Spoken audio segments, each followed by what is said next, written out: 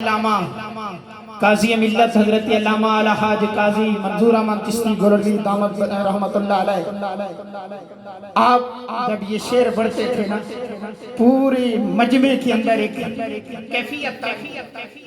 मुझे याद है शेखुपुरा मुरीद के अंदर आप गए, मैं आपके साथ था, उस वक्त मेरी ड्यूटी वहां पर थी। तो आपने ये शेर पढ़ा, यकीन करें पूरा मजमा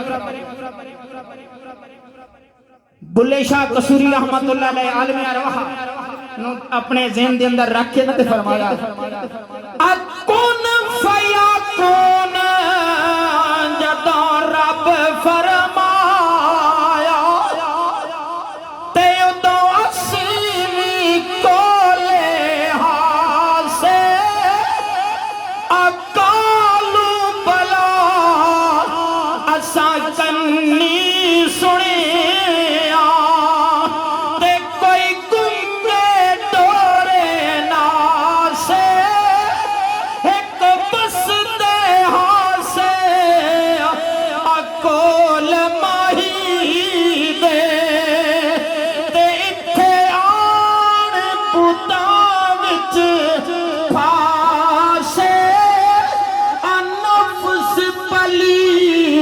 पलीत जागीता दारे असल पलीत दाना से